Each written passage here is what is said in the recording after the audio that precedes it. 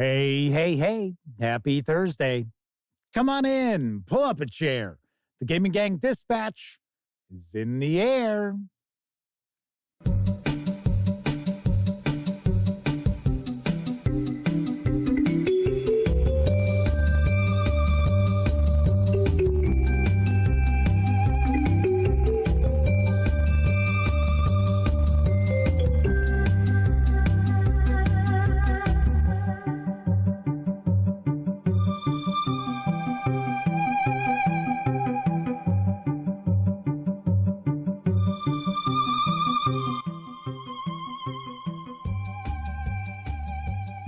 Howdy, gang, and welcome once again to the Duct Tape Studios. I'm Jeff McAleer, your host, here at the Gaming Gang Dispatch, brought to you by, interestingly enough, thegaminggang.com, of which I happen to be the founder and editor-in-chief. So welcome aboard, everybody. Tonight is Thursday, May 9th, 2024. This is live stream number 1054. If you're not overly familiar with the show, let me point out, super casual around here. Just hang out talking about the latest in tabletop gaming news, and then I will normally pontificate about a topic related to our hobby, which is going to be the case tonight, because I'm going to talk about 5 different types of role-playing players and how to keep them happy at your game table. So stay tuned for that. But of course, we will be talking about the tabletop gaming news first. But as I mentioned, super casual around here. We're not engaged in anything along the lines of rocket surgery. So just kicking back, having some fun. Now, of course, when you're not watching videos on the Gaming Gang channel, be sure to visit thegaminggang.com for all latest in tabletop gaming news, reviews, and a whole lot more you are not going to find here on the YouTube channel. You know the drill.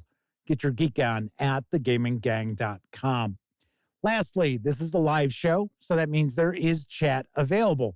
It's not on screen. It's one of the ways that keeps some of the more unusual commenters at bay.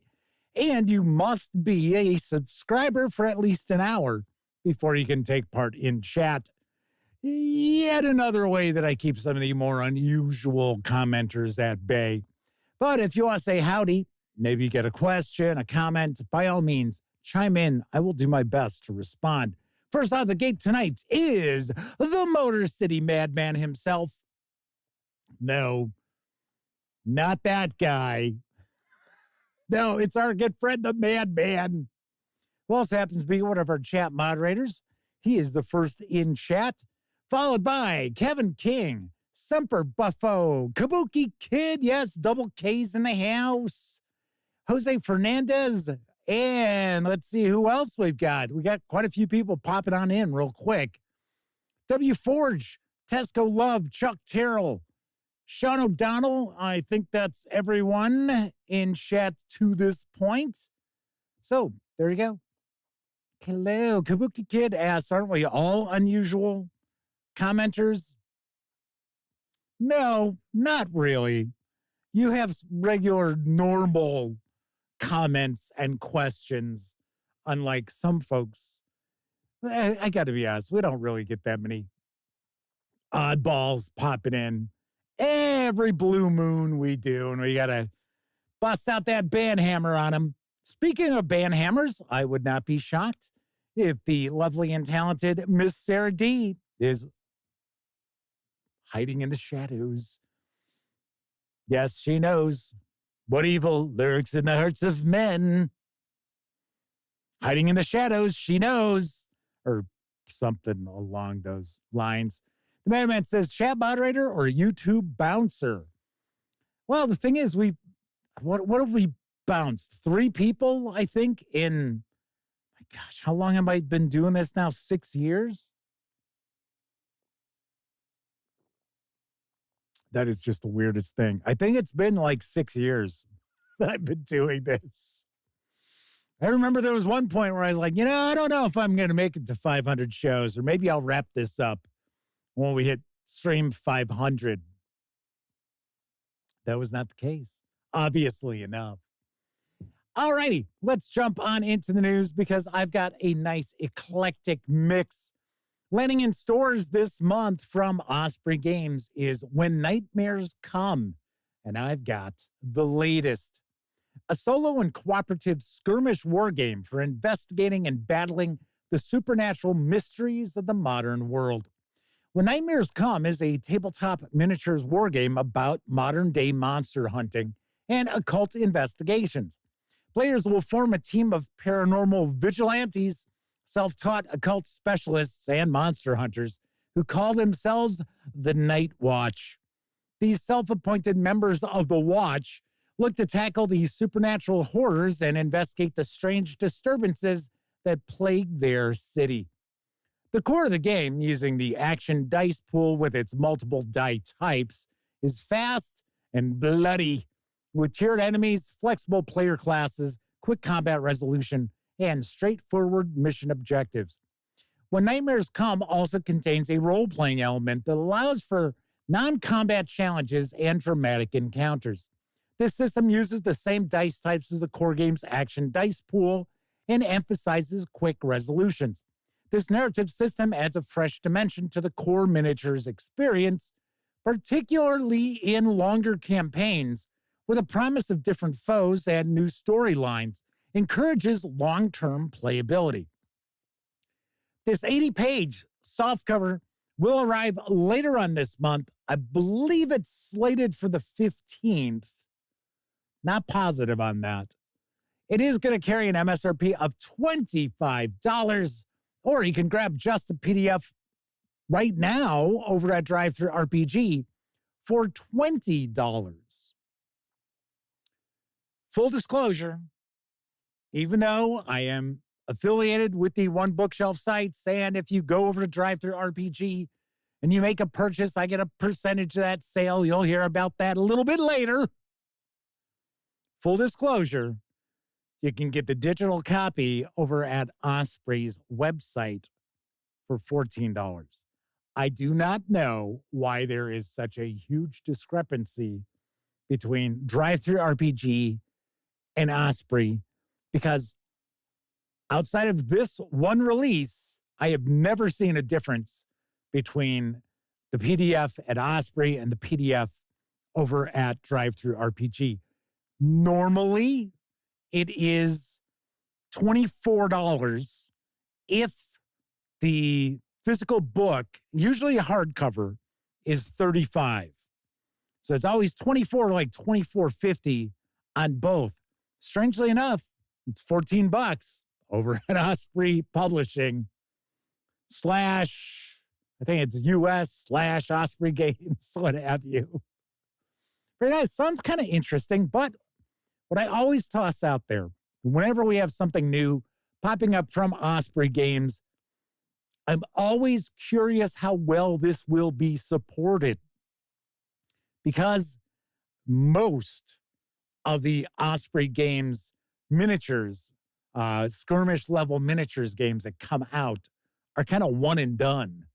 So I'm hoping that won't be the case with this, because this does look to be a bit unusual, especially since it is essentially telling us there's a role-playing aspect to this also. So it's not only skirmish miniatures battles. So if you're interested, check it out. Sarah D is with us, as is James Eck popping on into chat, and Roger Prudhomme is with us. Or is it Prudhomme or Prudhomme? Prudhomme? Maybe it's Prudhomme.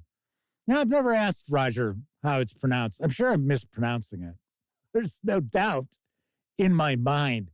Watching it, turns out that's only, his handle. It's not really his name. No, my name's Chris Smith, Jeff. I just use this as my alias.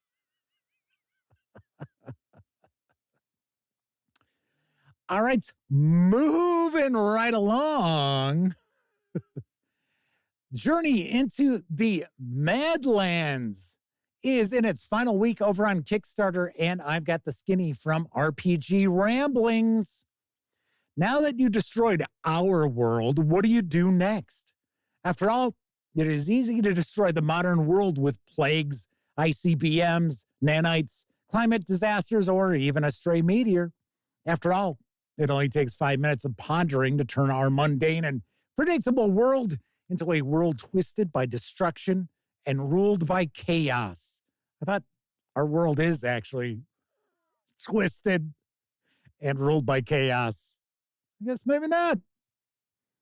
RPG Ramblings proudly unveils the newest issue of Journey into the Madlands, overflowing with content that radiates excitement and creativity. This edition is bound with sturdy metal staples to withstand the scorching heat of its explosive ideas.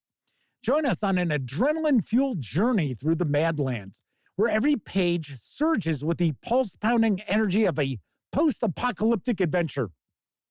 Don't miss out on this sizzling hot release. Grab your copy now and dive head first into the madness. Embark on an unforgettable journey filled with danger, discovery, and limitless possibilities in the region. Are you ready to make your mark? This book is in 8.5-inch by 11-inch softcover with a black and white interior, and it should finish up around 52 pages. These pages are going to contain a regional gazetteer and map highlighting key areas, a bestiary of truly strange creatures, a focus on the Dread Forest, a peculiar location, a concise adventure, Kaku Robotics Factory, a town filled with political tension to use as a springboard for adventure, and of course, rules in order to run the game using old school essentials. This Kickstarter project is fully funded, and you can reserve a copy of the physical zine with PDF for a $28 pledge, or you can score just the PDF for an $8 pledge through May 16th with an expected delivery of both the physical and digital items for this September. I will mention that I don't know if this is the second issue of this zine. So if you remember, RPG Ramblings are the folks who publish Gary's Appendix, which I have a review of the first 3 issues coming up. In fact, I've got a few reviews for RPG Ramblings in the hopper. But there is an issue of Journey into the Madlands on Drive-Thru RPG. There's also a pledge level where you can get that issue and this issue in PDF and physical copies. But there's really no indication if this is actually a second issue or if the first issue was kind of like maybe a 0 issue, kind of a pre-launch, kind of share some ideas. I don't know. But one thing I do know is my curiosity is piqued. So I am kind of curious about this. So it's going to bring some post-apocalyptic action to old school essentials. I'm kind of curious if it's going to be a bit more gonzo, like, say, Gamma World, or even Mutineer Zero is a bit gonzo, in my opinion at least. Or if this is going to be a little more hard science fiction, a little more Fallout-ish. I don't know. I am kind of curious. Roger Prudhomme says the first pronunciation is better. Okay. All right, Chris Smith. No problem. 245 Trioxin and Tessie Trekkie are in chat with us. Welcome. On to the next news piece. Onyx Path Publishing and Bundle of Holding have teamed for a money-saving offer on They Came From Beyond the Sea. See, it's not the other one, so I can't do my voice, right? I can't do They Came From Beyond the Grave. No, because it's They Came From Beyond the Sea. Regardless, I've got the deets on the deal. Yeah. No joke. That's what is actually written. It really is. It really says, yeah. This all new They Came From Beneath the Sea bundle presents, you guessed it, They Came From Beneath the Sea, a tabletop role-playing game of drive-in B-movie horrors from decades past, of melodrama, science fiction, and farce from Onyx Path Publishing. Play heroic humans driving back watery threats that seek to invade, destroy, or subjugate humanity. Capture everything great about monster movies of the 1950s and 60s. The thrills and, optionally, the campy humor using the cinematic story path dice pool system. Grab your chocolate malt, turn on the jukebox, and ready your harpoons. Don't be caught unawares when it's revealed that they came from beneath the sea. For just $12.95, you'll get all 12 titles in the B-Movie Collection, which has a retail value of $58, as DRM-free ebooks, PDFs, including the complete They Came From Beyond the Sea core rulebook, plus the Party Beach Creature Feature Jumpstart, the Beneath the Sea Quips and Cinematics cards, the Director's Screen, the Bestiary Monsters of the Deep, and the character book Heroic Land Dwellers, the scenario collection Tales of Aquatic Terror, and 5 tasty bits, mini scenarios that highlight the many places they come from. The Bikini Beach Party, the Bermuda Triangle, North Herald Beach, Outer Space, and Plan 9. No joke, there is a little supplement. These are about like 6-7 pages in length, but there is a supplement. It is with characters from Plan 9 from Outer Space. Dead serious. Onyx Path Publishing has also provided purchasers with a coupon code, which is going to be good while supplies last, for 50% off the copy of the hardcover They Came From Beneath the Sea core rulebook over at Indie Press Revolution. The savings will run through May 27th. Gotta say, Sammy has reviewed They Came From Beneath the Sea. She reviewed, I think, a couple of the supplements, as well as some of the other story path systems that are now out there from Onyx Path Publishing. She liked these. She liked this quite a bit. I have never actually had an opportunity to take a peek. Sound kind of fun. I know we were just talking about, isn't it, They Came From the Cyclops' Cave? I want to say that is the most, well, there's 2 very recent story path games. They Came From the Cyclops' Cave, as well as They Came From Classified. In fact, I think there's a new release for that, a new supplement that's popped out for that. So, gotta say, Onyx Path Publishing does support this story path system pretty nicely. They really do. And I guess it is aimed at giving you kind of a cinematic, kind of B-movie vibe to all of the proceedings. Very cool. Very cool. Bill N is popping on in. Chris Lundgren is with us in chat, as is No Linquisitor. I think I've said hello to everybody. Tessie Trekkie says they're fun games. They lean heavily into that 1950s to 1970s movie tropes. Yes. There is one, it's like horror movies. I'm trying to remember the name of it. In fact, it's got kind of a risque cover to it, strangely enough. Kabuki Kid says the skeleton guy reminds them of a Mars Attacks card. Yes, with a human being zapped. It certainly does. All right, on to our next news piece. We are going to see later this month, Cults of RuneQuest, The Lunar Way. And I've got the skinny from Chaosium Inc. I believe in the Red Goddess, mistress of life and death. Cults of RuneQuest, The Lunar Way, is the player's guide to the deities of the Red Moon. Each cult dives deep into the mysterious and misunderstood lunar gods and provides mechanics for each of their cults to create your RuneQuest adventure. There are 15 brand new cults, including Jakil the Witch, the goddess of youth, Tilo Nori, the chaos demon known as the Crimson Bat, and the Red Goddess herself, all playable for the first time. An expanded treatment of the cult of the Seven Mothers is also included.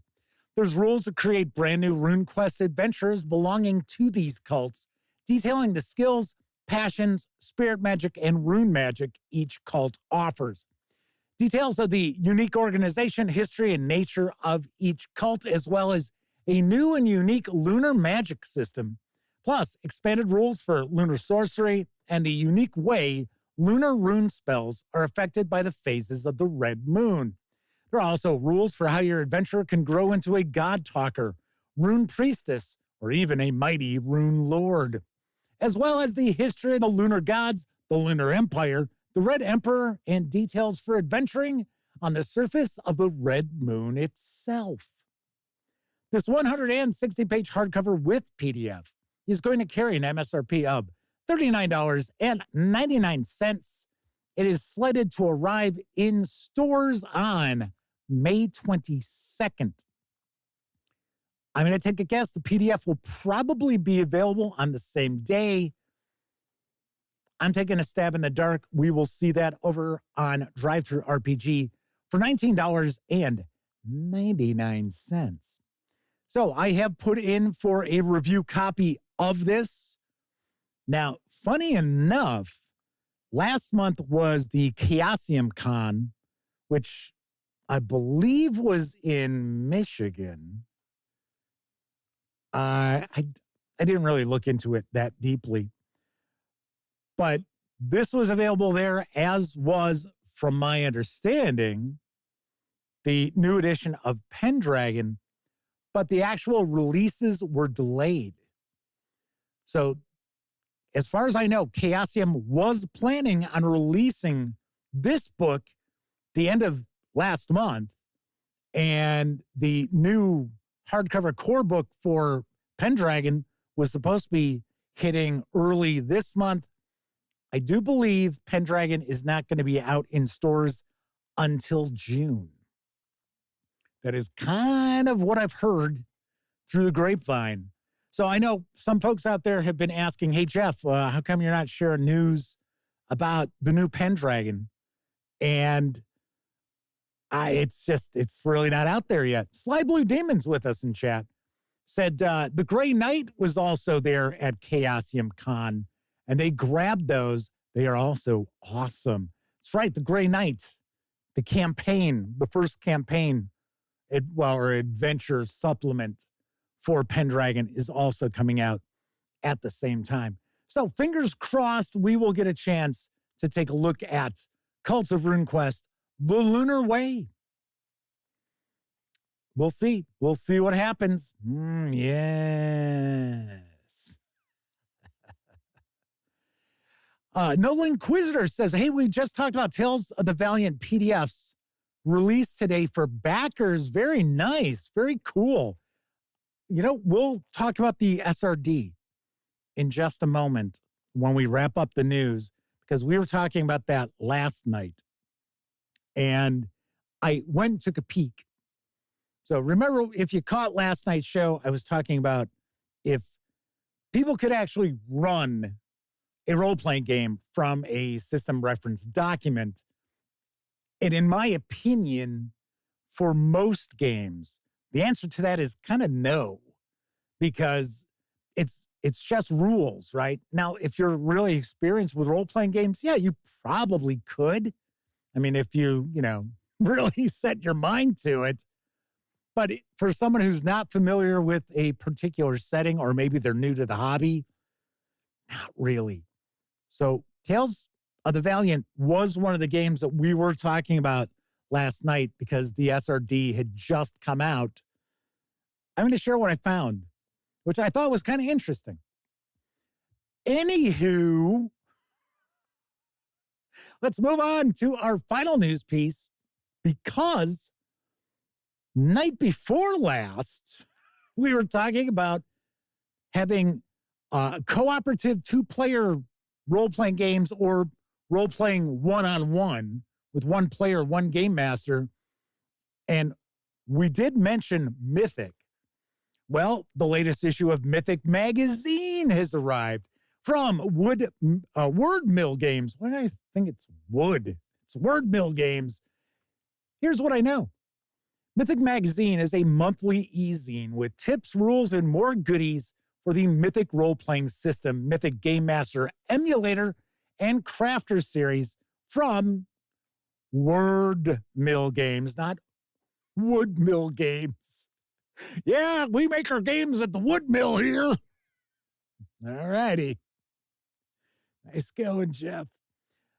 Now, this issue contains the Villain Crafter, rules for generating villains by archetype to quickly bring their nefarious schemes, organizations, lieutenants, and minions into your solo adventures.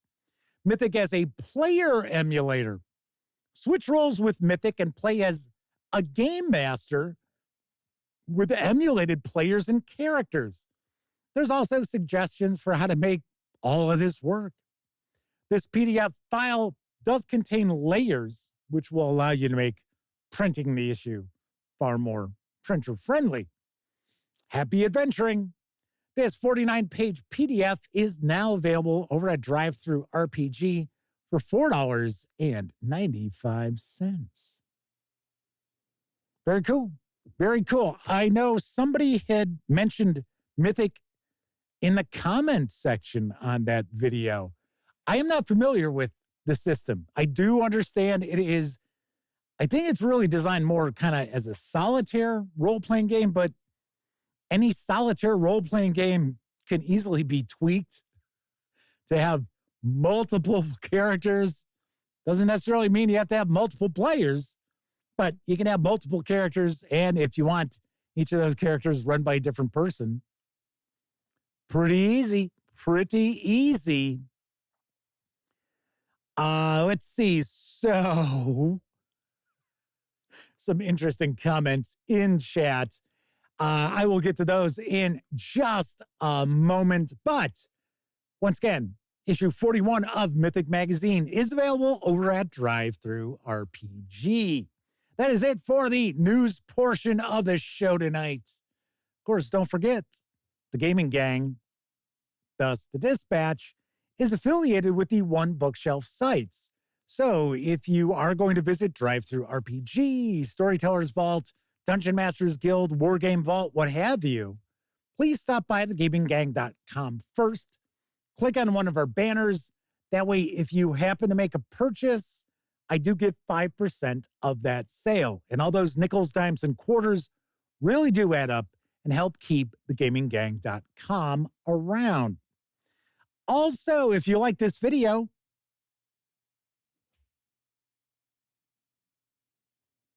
if you dig the channel, if you find thegaminggang.com to be a valuable resource, hell, if you just like what we do, by all means, stop on by paypal.me/thegaminggang to make a small donation. Hell, you can buy me a 2-liter bottle of soda.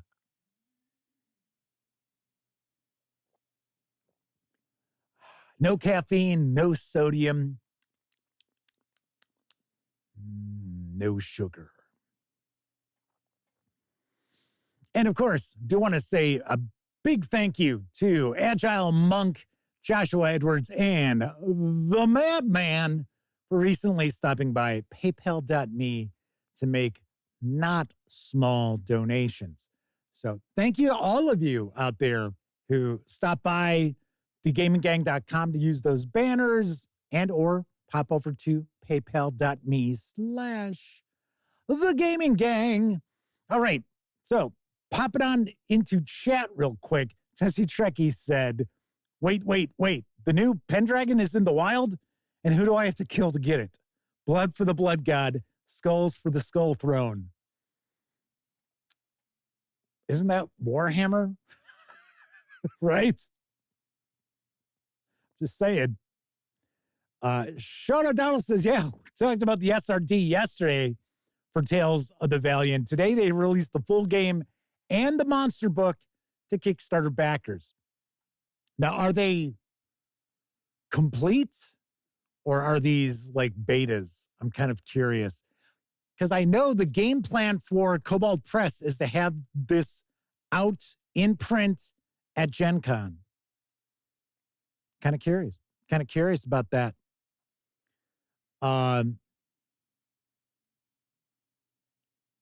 So Roger says, if you want a pretty good pronunciation of his name, watch Resurrection with Christopher Lambert playing a Chicago cop.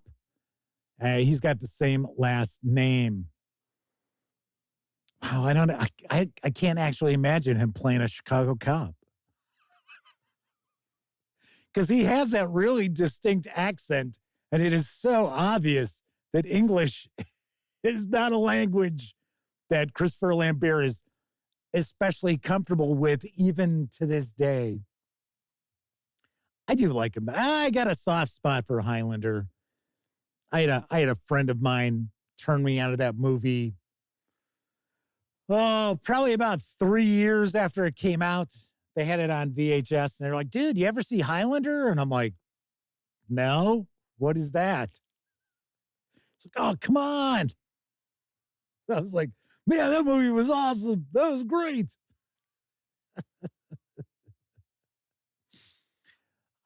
So Flaming Heron says, if you dig Jeff's glasses, I actually hate these. I really do. I do not care for these because, okay, couple of reasons here. Because number one,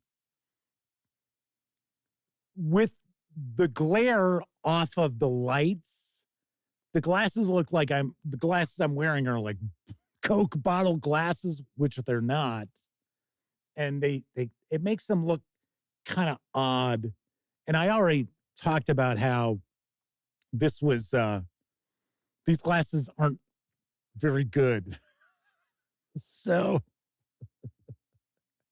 Kabuki Kid said she remembers reading that Christopher Lambert's vision was also really bad. He had a hard time doing scenes in Highlander without his glasses on. Yeah, there are stories about them filming Highlander where people were afraid that they were going to get hurt because he was blind as a bat without his glasses on. W. Ford says there could be only one, unless you need 3 to 4 sequels and a couple of TV series. I had a buddy of mine who was a massive fan, I've mentioned this before, of the Adrian Paul series. I never watched all of it. I think I watched like the first maybe season and a half. And I was like, it was all right.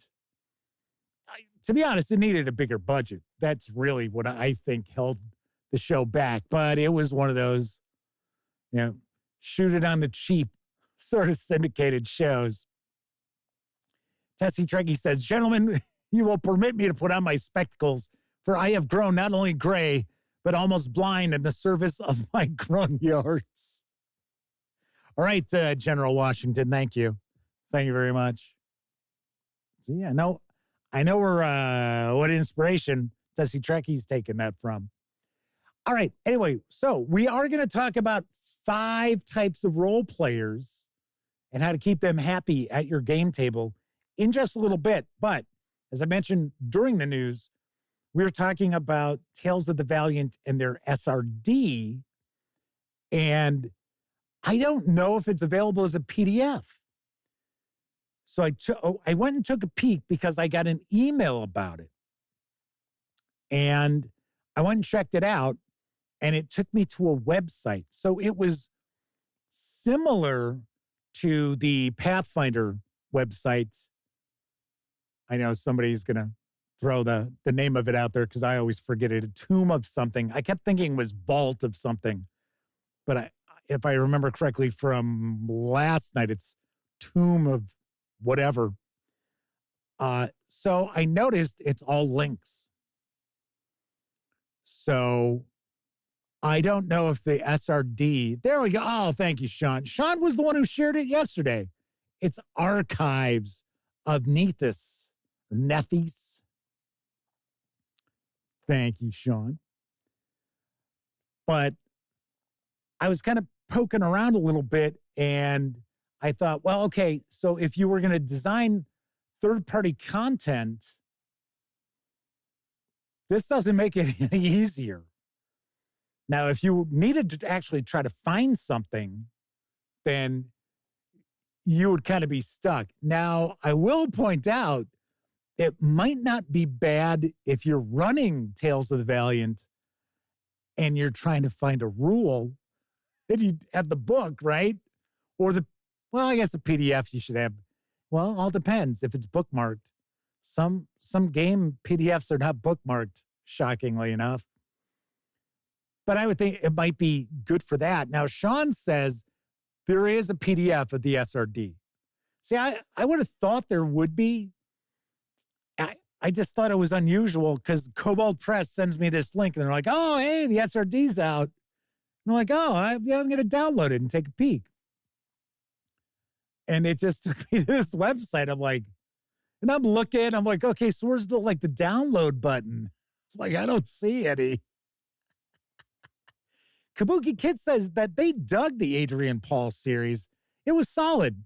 Specifically, about 50% of the episodes were standout.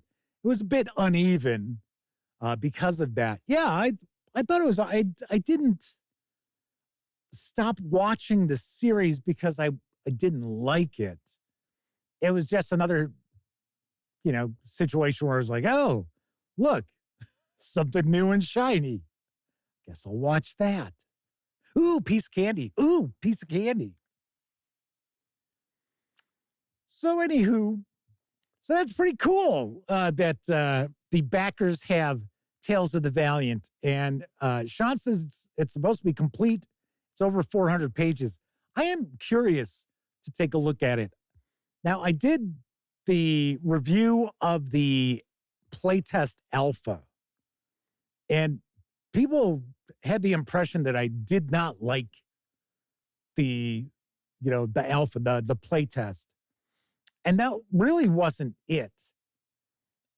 My concern was I didn't find enough of it different than 5e. Because remember, I love Cobalt Press. I think they release some of the best stuff for role-playing games. Unfortunately, they are shackled to a certain extent now to Dungeons and Dragons. Okay, so I get it. But if you remember, the whole Black Flag routine was about how they were setting off and they were going to break away from Wizards of the Coast and so on and so forth. And that they had already had a role-playing game percolating, which a lot of companies that were doing third-party content for Wizards of the Coast had percolating. Right? They were on the burners.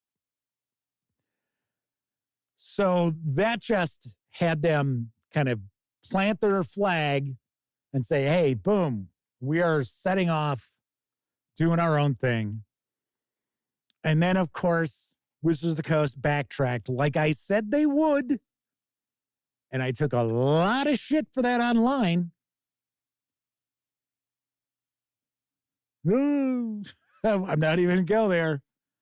It's sort of like people who don't have any understanding of how corporations work all think they're experts about business and corporations. I certainly am not. But I can usually tell you which way the wind is blowing. Right? So it's like, okie doke. So what threw me off was how after Wizards of the Coast backtracked, Cobalt Press sort of just seemed to me to slip back into their old comfortable slippers with Wizards of the Coast.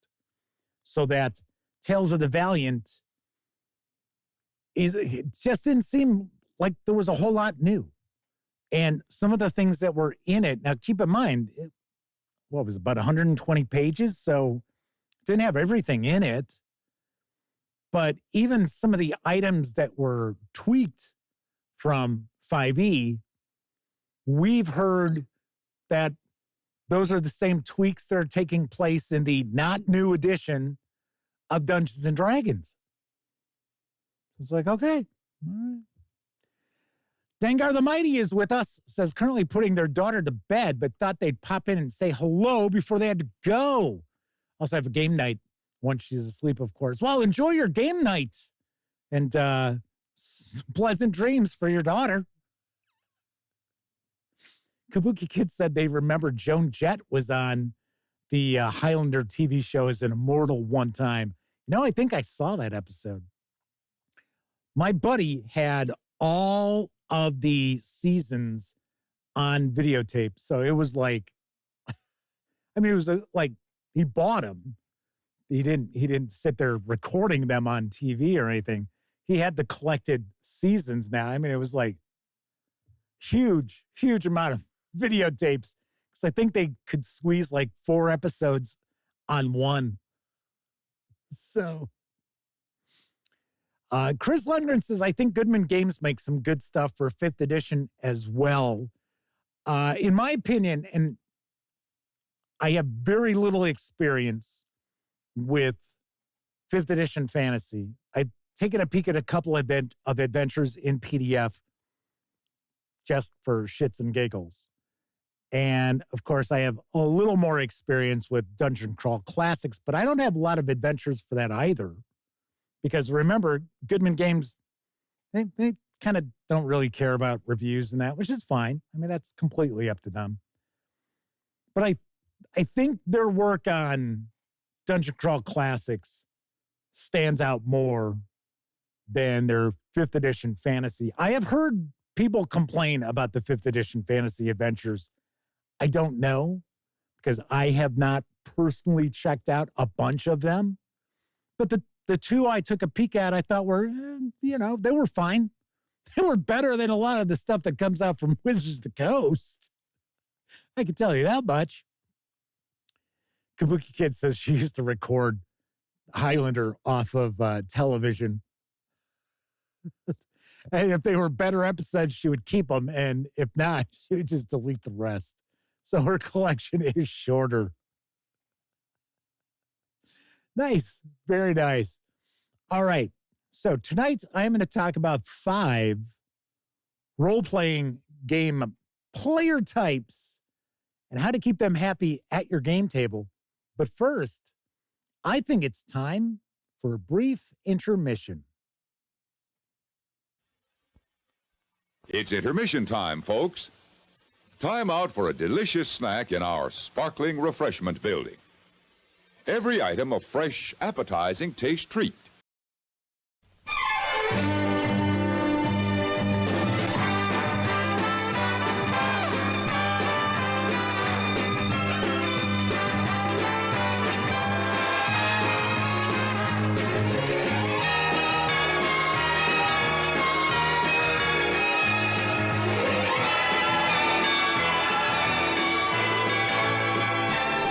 It's refreshment time, folks. Taste that beats the others cold. Pepsi pours it on. Taste that beats the others cold. Pepsi pours it on. One of us has to go, me or this Wilkins coffee. Let's leave it to the hand of fate. He must drink Wilkins, too. When you're hot, you need a lot. Drink Funny Face. Makes 2 whole quarts and that's a lot. It's 1 quart more than most others got. Drink Funny Face. When you're hot, get a lot. Sugar sweetened Funny Face comes in a 2-quart size, and that's a lot when it's hot. Drink Funny Face. Funny Face.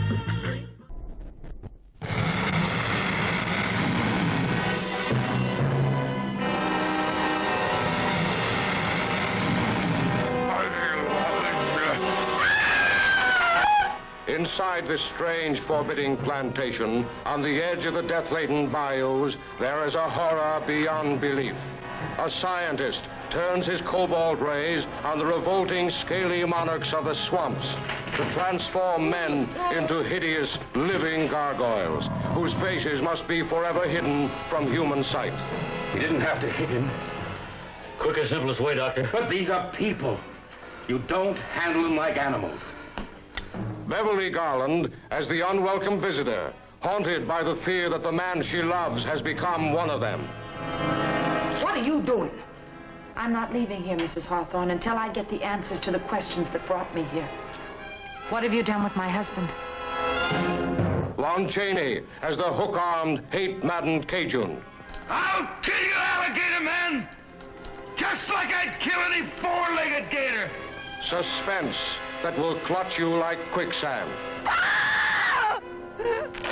Pulling you down into bottomless depths of suffocating horror.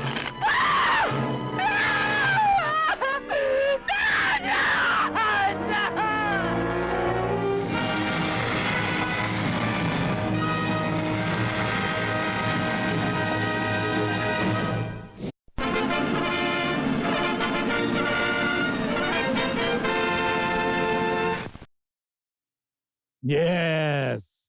Kabuki Kid mentions getting chased by a goose, brings out the thirst. I guess just like getting dumped in horse shit in the barn brings out the thirst too. I'm gonna say, it sure didn't look like that was much fun.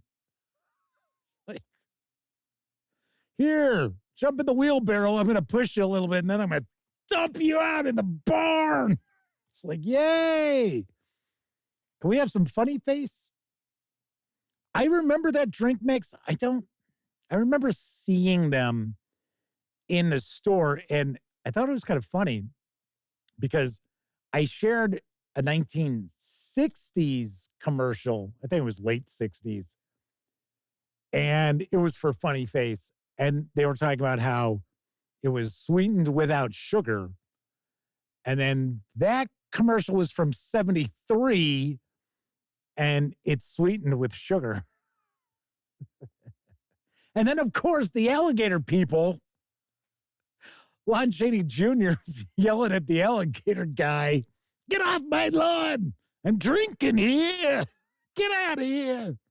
So he's got Lon Chaney Jr. yelling at him. He's got some woman yelling at him. Falls into the quicksand, which just looks like a pool of water. I did have to chuckle. I don't know if you caught this, but as that trailer began and the alligator person comes up, it's like, whoa.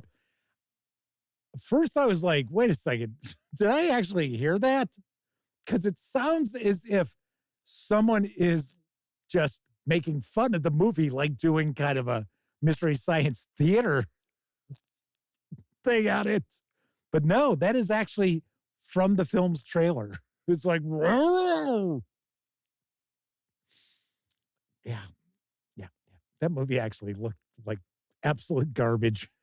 It's like, wow, that looks pretty boring.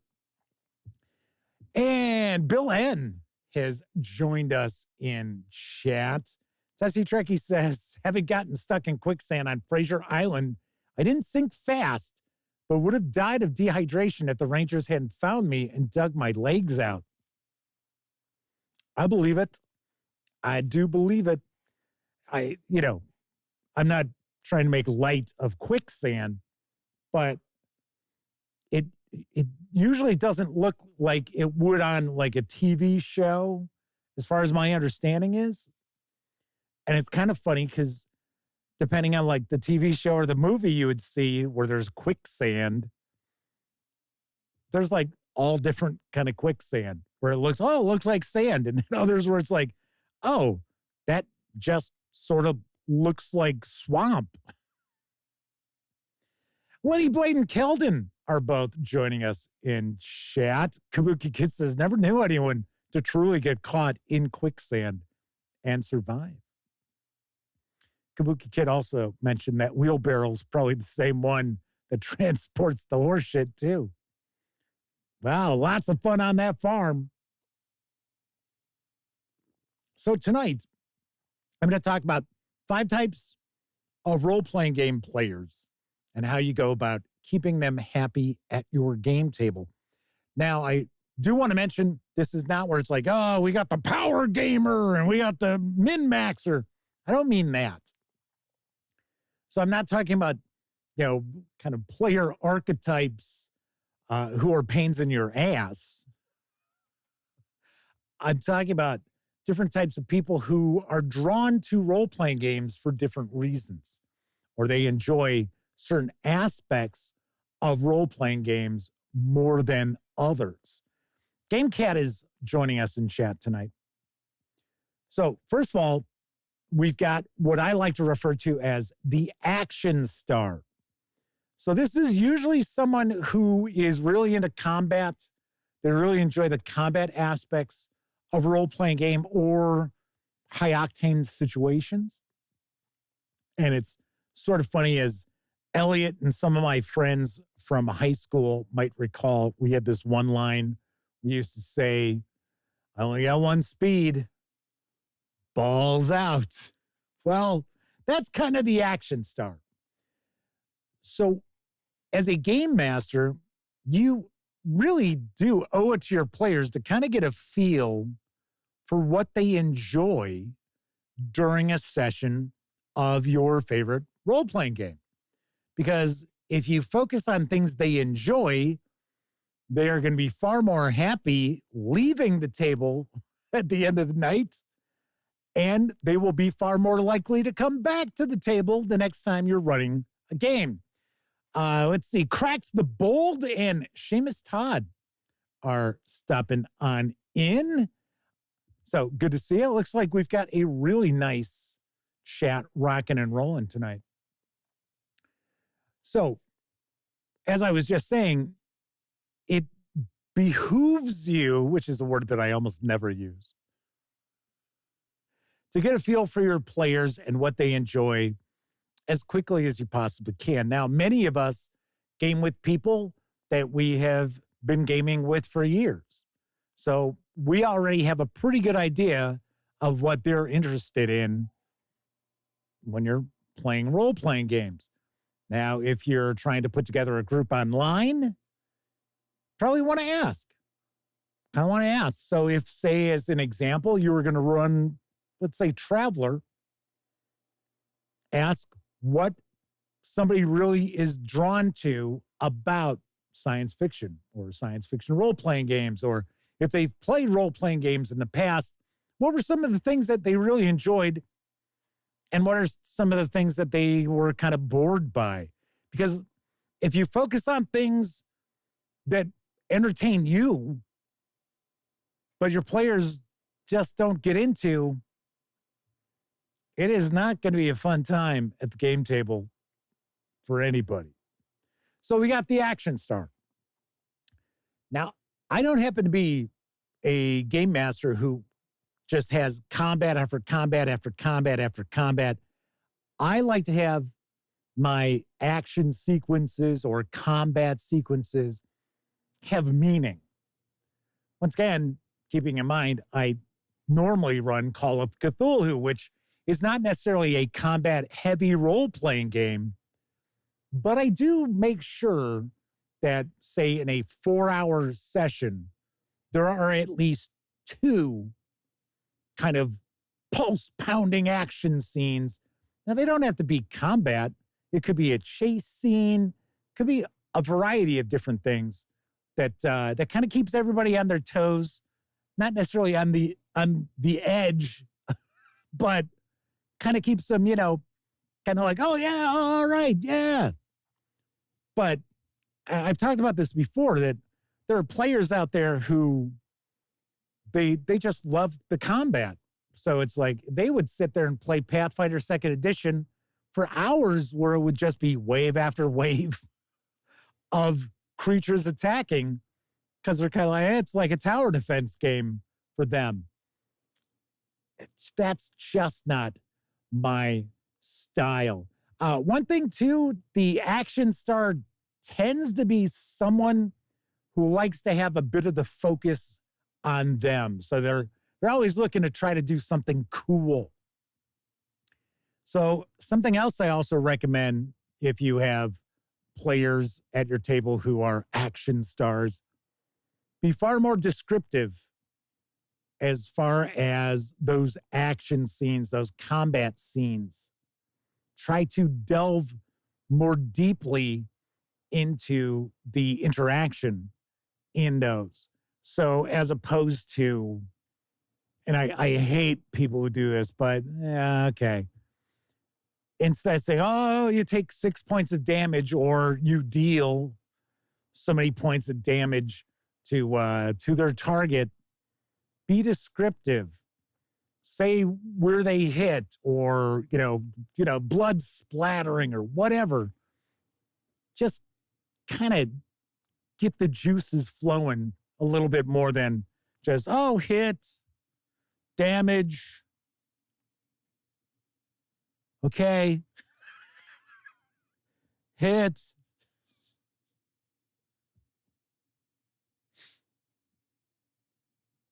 Kabuki Kid says, is there a chandelier? I want to swing from it, leap off of the bench table onto the back of the ogre bartender. See, that's something else that if you tend to be descriptive, the players usually, not always, but usually, your players will kind of catch on to that too, and they will tend to describe more, like instead of just, okay, I'm going to roll to hit. You might have somebody say, okay, so I'm going to take my axe and I'm going to really wind up and, whatever, right? So I'm like, okay, cool. Very cool. Tessie Trekkie says, I always GM, and so I have to bite my tongue because I do it differently and often speak without thinking kind of player. Kabuki Kid says, the famous balancing act of being the game master that tries to give each player their thing they dig, maybe their moment to shine each session, if possible. And yes, that is a balancing act. Now, also keep in mind that a lot of players actually display aspects of more than one type. So somebody who likes a lot of action may not only like that about role-playing games. It might actually just be one of the things that draws them in. Another type that you do find is the problem solver. These players tend to like to figure things out. They like to investigate mysteries. They like to interact with the environment. So they're not Nestle. They're not Nestle chocolate.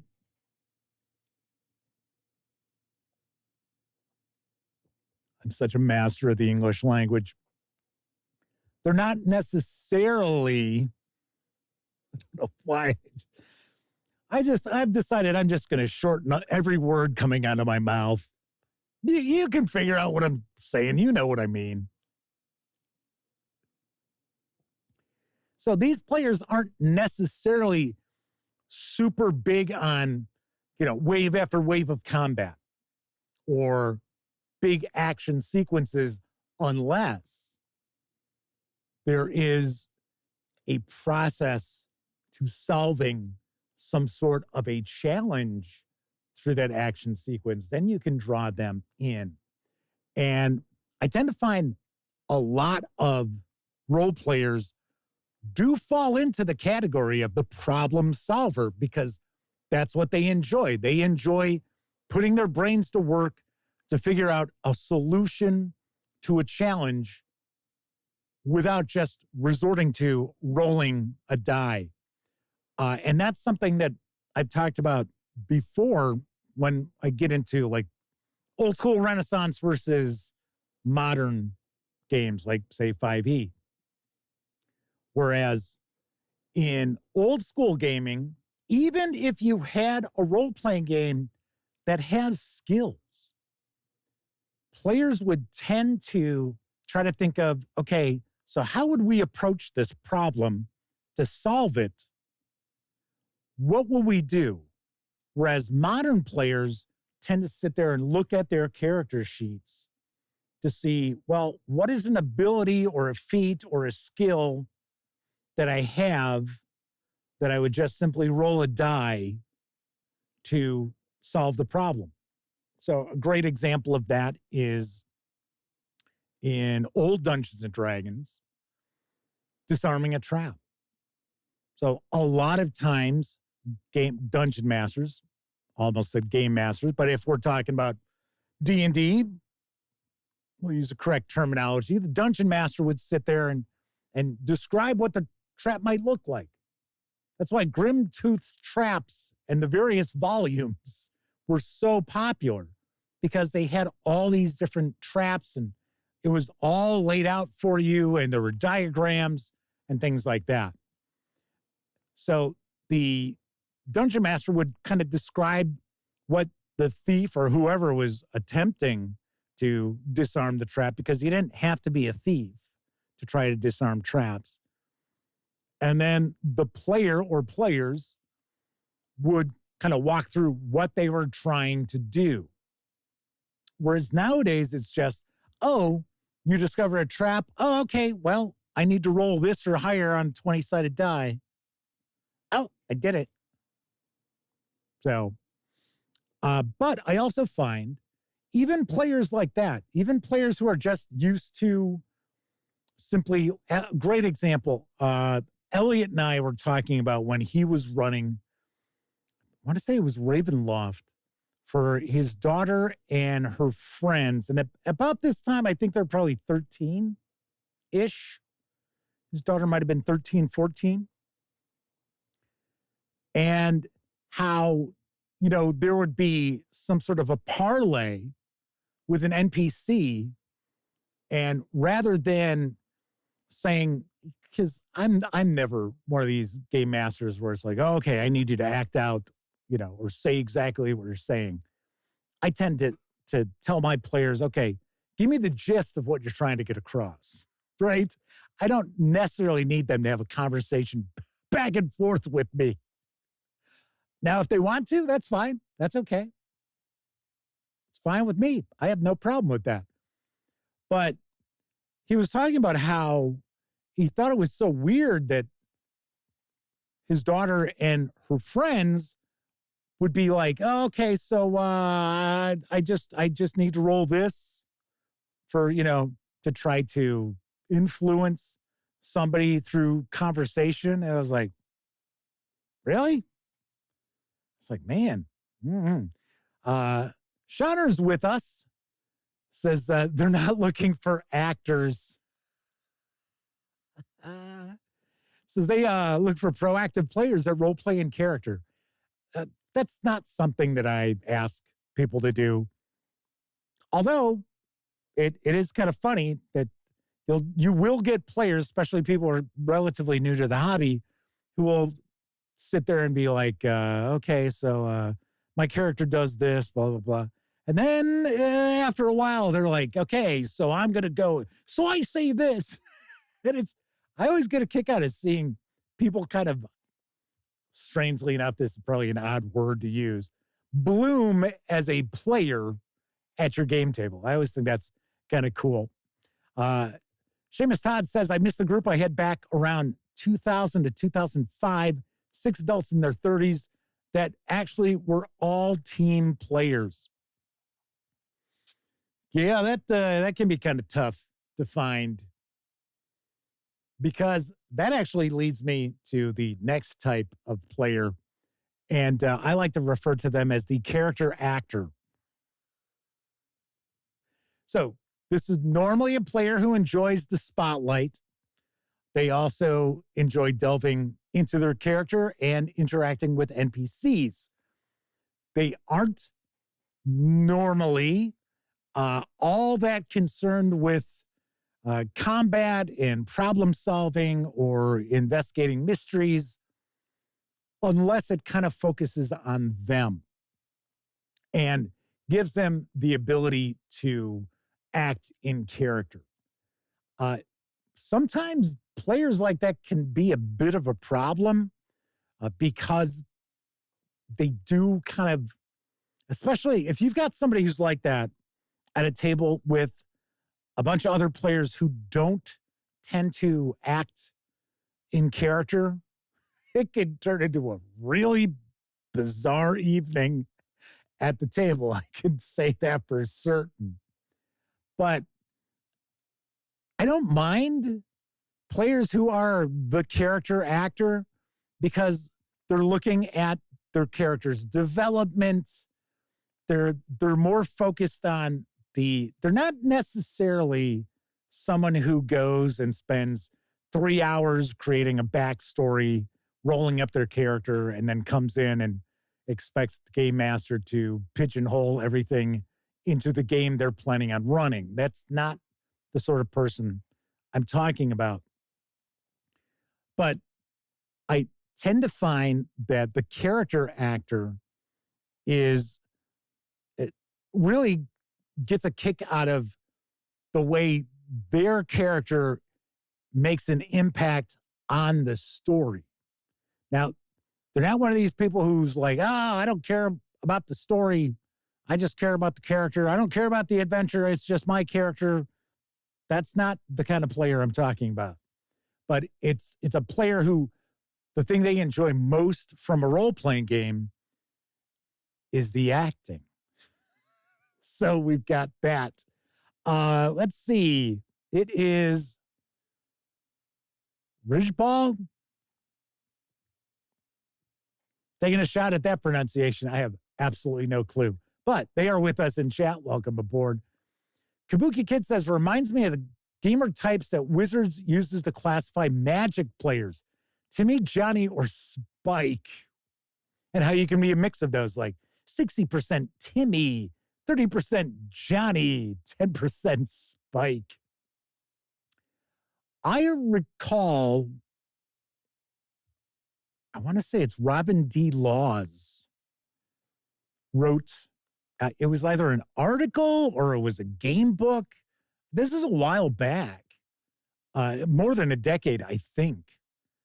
And he kind of got into like 7 or 8 different types of players. And it was kind of a similar approach to that, that I'm talking about tonight. I'm trying to remember what the book was called. It's been so long. I didn't actually read it. I remember somebody giving me like the Cliff Notes version of it, telling me about the different types of players. I think there were a couple that he had categorized that I thought was a little too negative. So that's why I said, when I'm talking about types of role-playing game players, I'm not talking about negative aspects. These are not negative aspects. These are just things that people like about role-playing games. And if you focus on the things that they like and not so much on the stuff that they don't care about, you will find you will have far more engaged and entertained players sitting around the table. So the next type number 4, is what I like to refer to as a storyteller. So players who are storytellers, yeah, their characters are fine. You know, it's all right. They're not all that concerned about their character. They're not all that concerned if their character dies in the adventure. They don't mind having created a new character, because what they really get a kick out of from a role-playing game are the tales that are being told around the table. And they tend to be really drawn into the game setting and backstory. They also tend to want to know more about locations that they go to and NPCs that they interact with. And combat character growth kind of tends to take a bit of a back seat, as opposed to learning more about the situation and the place they're at and the movers and shakers in the game world and things along those lines.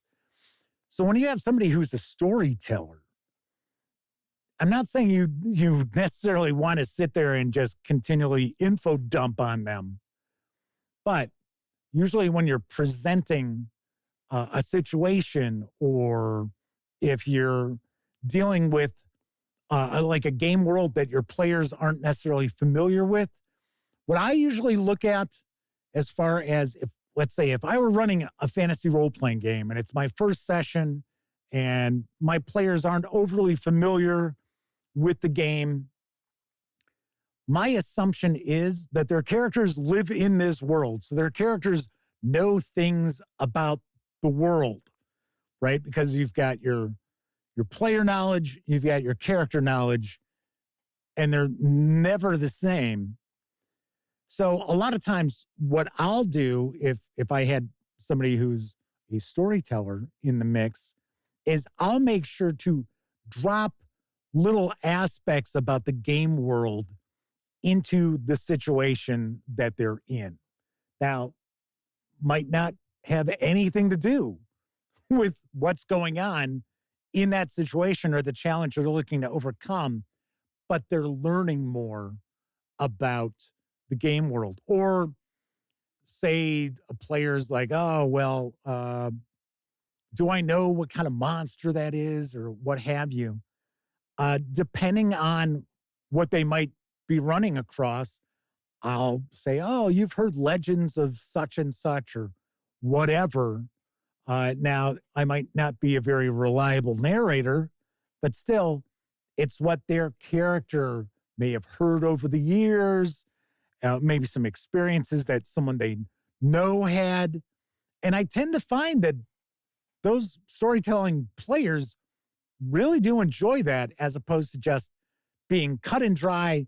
This is what's going on. What do you do? Okay, we do this. All right, then this happens. What are you going to do? All right, we do this. All right, then this happens.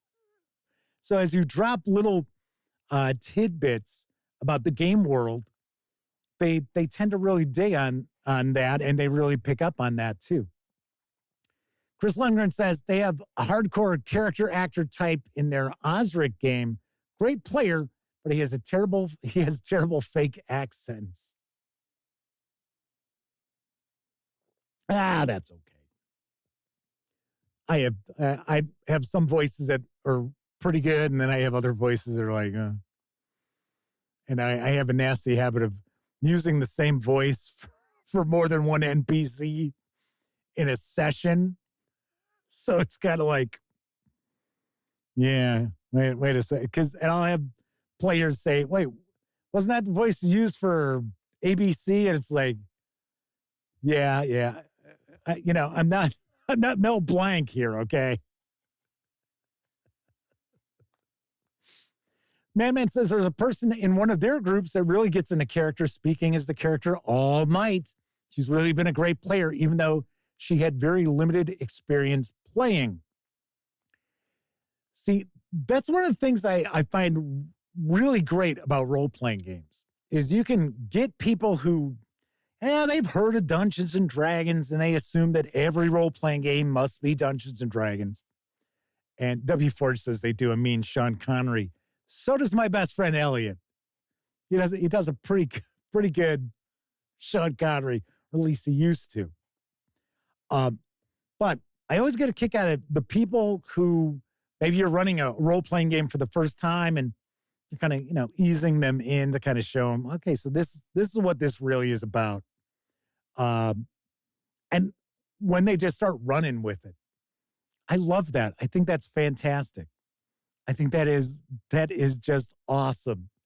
And that is one of the, I guess, one of the rewards of being a game master is when you see players around your table really take to what's going on. And I have to say, last time I ran Call of Cthulhu, it got to the point, it was only my brother and Elliot at the table with me, and we were wrapping some stuff up, and they were like investigating a mystery. And it was just so funny because my brother doesn't really, he'll play games with us and stuff, but he's not I wouldn't consider him a gamer. And he was starting to like get into it where it was not like, oh yeah, my character does this. It was more, he was now in that situation as his character. And I was like, that's pretty wild. Pretty wild to see my brother do that. All right. So Kabuki Kid says, one trick is one player that tends to hog the spotlight and always wants to be the center of whatever's going on. So the GM has to sort of keep everyone else plenty involved despite that.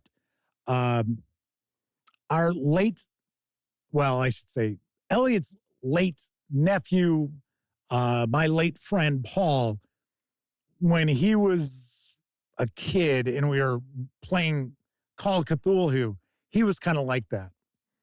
That he needed to have the spotlight on him for a certain amount of time, and then he was good. But he would get bored. He would get bored if he wasn't the center of attention. So, which led to some very famous outings. So, because he would like to go off on his own, and we'd take about 15 minutes or so, because back then we would play Call of Cthulhu for 8 hours or more. So it was like, 15 minutes here and there wasn't that big a deal. All right, so the final type of player I like to refer to as the mechanic. And they're the kind of player that really gravitates toward the mechanics of the game. So they might be intrigued by the synergy of the mechanics in a good role-playing game system. Now, I'm not just saying, oh, it's a dice roller. They just love rolling dice. No, I mean, players who kind of get into how the mechanics of the game are designed. And they look at a situation or a challenge that comes up, and they start thinking about mechanically what is going to be the most likely route for success, right? I've had a couple of players like this over the years, and I found them to be kind of interesting. In a group dynamic, they actually work pretty well because they'll kind of look at things from a completely different angle than some of the other players around the table. So I always find that interesting. But they can also kind of be a little bit of a drag because all they look at is the character sheet or the rule book and things like that. Now, I'm not saying they're a rule lawyer. I don't mean that. I'm just saying it's somebody who's actually drawn to role-playing games because of the mechanics of the game. And they always like to roll a bunch of dice and stuff like that. And to keep somebody like that happy, all you got to do is keep throwing situations at the group that involve some sort of approach that is going to use the mechanics of the game. Easy enough. I mean, it's not that difficult to do, especially if you're playing a traditional role-playing game and you're not sitting there just playing a storytelling game or a collaborative storytelling game. So, but those are the 5 main types of role players that I've encountered in my career as a game master. And some of the things that I've found that tends to keep people interested if they fall into that type of player. Myself as a player, which you all know I don't get an opportunity to do all that often, I tend to be kind of a problem solver as well as a storyteller. So I don't necessarily need a bunch of combat encounters in a game session that I'm playing. I prefer to have situations where you've got opportunities to be clever and succeed, as opposed to, oh, well, we got to go kill that thing, right? And I always like to have a story unfolding as I'm playing. I don't mind like dungeon delves and stuff like that because A lot of dungeon delves do have an underlying tale. It's not just emergent play where it's like, oh, okay, well, here's what's in each of these rooms. There usually is some sort of underlying story. So I was like that. But that's the kind of player I am. I'm not necessarily the action star, although I do like, pulse pounding situations every once in a while. I'm not really the character actor because I do enough of that when I'm game mastering. And I'm not a mechanic because I've said it time and time again. I don't really care that much about the rules. As long as it's a skeleton that I can hang the skins I'm using at that time and the rules make sense, that's all I care about. That's basically it. All right, we'll wrap up. Take a look at some of the chat here. Seamus Todd says, over all the years, one of the most memorable players they've had was a mortician with a seriously twisted sense of humor who did great voices. That's pretty wild. Bill N says, Cthulhu stuff is around Boston, so those characters should all sound like O'Hara from Beyond the Stars. Yeah. Did you see that deep one over by the car park?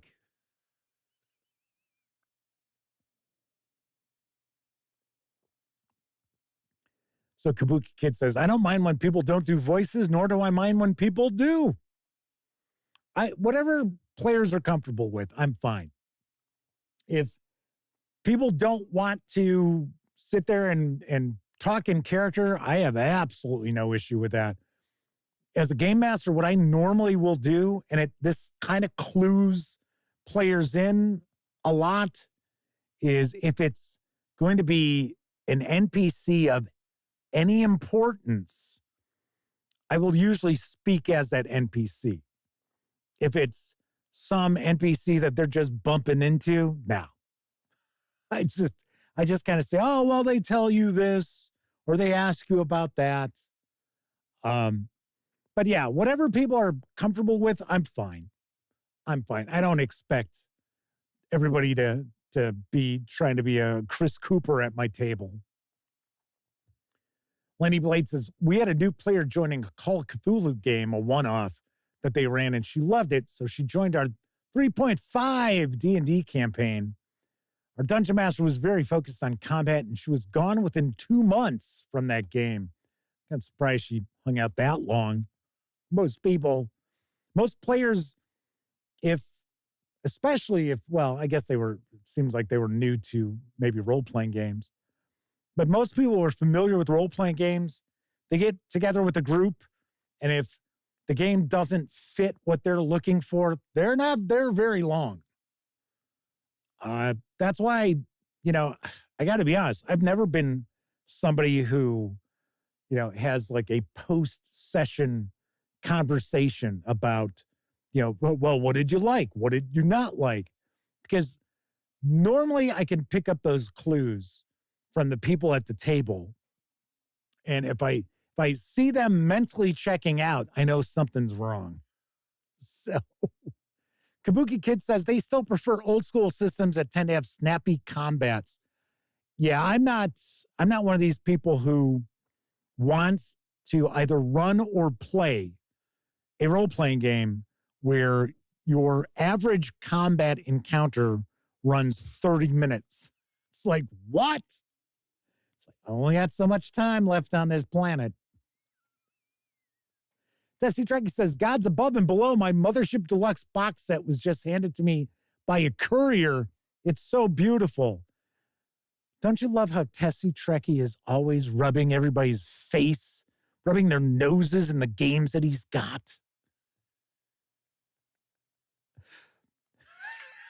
Oh, the postman just handed me Pendragon 6th edition hardcover.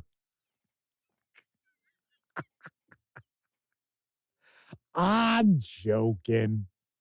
Kabuki Kid says their games are always theater of the mind. Mine too.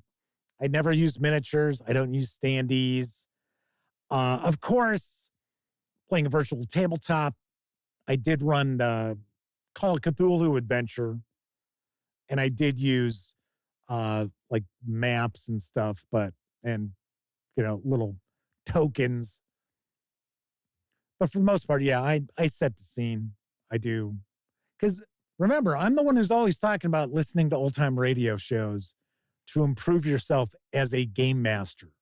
So the reason why I talk about that is because it allows you to create theater of the mind and to get your players to be more invested in your game.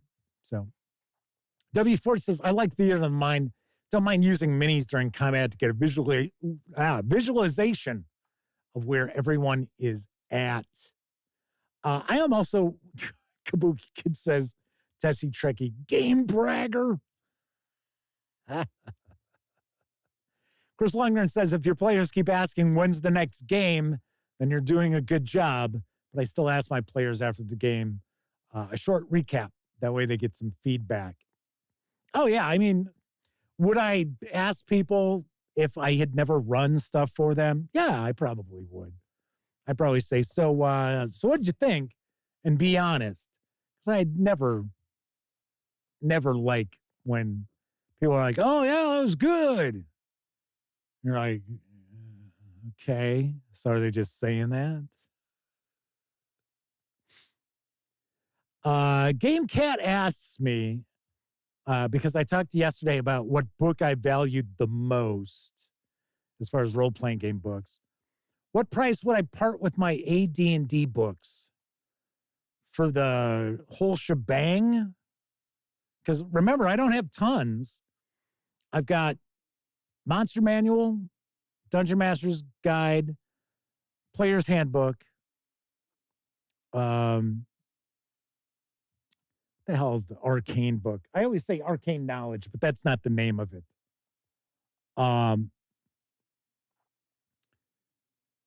Fiend Folio, which I swapped out books, so kind of blocked a little bit. There we go. I swapped out the deities and demigods. You'll notice if you watch this show, I will kind of change things out behind me from time to time. So I've got that Fiend Folio. I think that's it. Yeah, I think that's it. So thank you. James Eck is with us in chat. Says Unearthed Arcana. Thank you. Bill N also was pointing it out, as was Seamus Todd.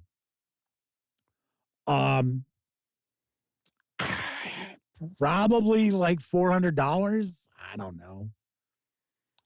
I have them more for nostalgia than anything else. I don't utilize them. If I wanted to run AD&D, I would probably just bust out Osric. The reality is. And get my hands on like PDFs of AD&D modules from back in the day. I have to say, I remember one time when I was in Arizona and I popped up to Imperial Outpost, which I've mentioned before. When I lived out in Arizona, there were like 4 or 5 game shops. And Imperial Outpost, in my opinion, was the best of the bunch. I would actually drive like an hour to get to because it was not nearby where I was. And I happened to be up there and I was talking with the owner. And I think the gaming gang had probably been around for maybe a year. And they were doing like a game day. I said, I'd pop in there, just say hi. And somebody was like, we need another player for a Pathfinder game. Would you mind joining us for it? And it was just a one shot. I really didn't know much about Pathfinder. First edition, obviously.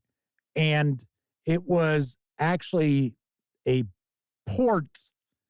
The game master was using, funny enough, Steading of the Hill Giant Chief, which I have pointed out before is the first role-playing game product I ever bought.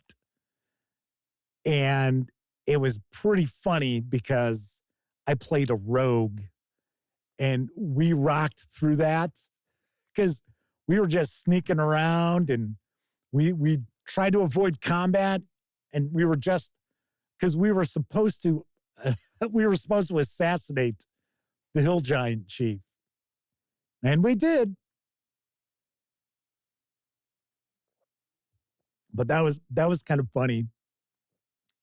And I want to say that's the only time I've played a role-playing game at a friendly local game store.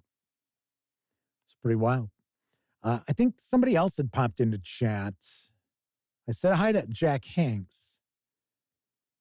Well, if there is anybody in chat I have not said hello to, I apologize. Bill N says they sold their first edition books back in the 90s. Wish they hadn't, just for nostalgia. They can be pretty pricey, and you got to be really careful if you're picking up old D&D stuff. You know what I wish I had? I wish I had it back in the day. I had White Box. I had OD&D White Box. I did not have the additional books. I think I might have had the first, Volume 4. Wasn't that Greyhawk? But I had it. I never ran it. I did have it. I wish I still had that. And I actually wish I had jumped on board and gotten the Wizards of the Coast reprint that they came out with not that long ago. Because I think, if I remember right, I think it was like $80 or something like that. And nowadays, it goes for like $4. And if you want to try to get your hands on an actual white box or brown box, I have seen what appeared to be pristine. Don't know if it was. It looked to be pretty pristine, not in shrink, because, come on, that'd be asking a lot, right? I want to say the eBay seller wanted $3,500 as the opening bid. So I don't know. Kabuki Kid says, the wooden box. I bought that too. Yeah, it was pricey. Not the wooden box. Wizards of the Coast did release one that was just a cardboard box, if I remember right. And it included all of the digest-sized books, which there were, 7? Once again, OD&D wasn't really a thing for my friends and I. So I don't have tons of experience with it. I think I read it back when I bought it, and that's about it. That's pretty much the extent of my experience with that. Just like we've talked about Basic Expert before. I always say Blue Holmes, which is an homage role-playing game to the Holmes edition of Dungeons & Dragons. I had that. I did not have Moldvay Basic Expert, nor did I have BECMI.